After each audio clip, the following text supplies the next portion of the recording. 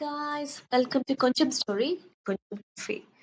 இன்னைக்கு நம்ம அப்ராட்ல இருந்து கிட்ஸோட இந்தியால வந்த பிறகு இங்க இருக்க ஹாப்பி சைட் பத்தி பேசலாம்.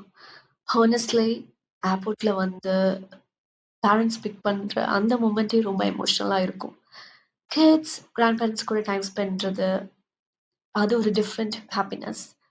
கசின்ஸ் கூட ப்ளே பண்றது, evening snacks and family functions, இந்த ஸ்மால் மூமெண்ட்ஸ் எல்லாமே ஸ்லோலி ஹார்ட்க்கு க்ளோஸ் ஆக ஆரம்பிக்கும்.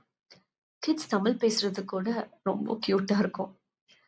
ஃபெஸ்டிவல்ஸ் கூட அப்ராட்ல இருந்ததை விட இங்க டிஃப்ரெண்ட் வைப் கொடுக்கும். எஸ்பெஷலி தீபாவளி, பொங்கல் எல்லாரும் செலிப்ரேட் பண்ணும்போது டுகெதரா அது ஒரு வார்ம் ஃபீலிங். கண்டிப்பா. அண்ட் தென் எங்க ஃபுட், நம்ம ஹோம் ஃபுட் சாப்பிடலாம், ஸ்ட்ரீட் ஃபுட்ஸ் ரொம்ப ட்ரை பண்ணுவோம். அங்கெல்லாம் அப்ராட்ல ஹானஸ்ட்லி நம்ம இந்த டேஸ்டே மிஸ் பண்ணுவோம்.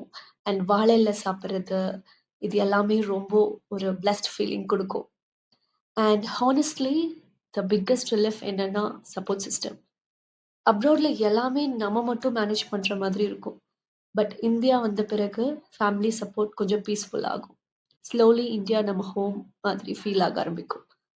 பட் எல்லாமே ஈஸினா அது கிடையாது.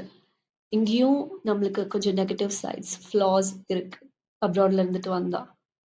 அதை பத்தி நம்ம பார்ட் 2ல பேசலாம். பாய்.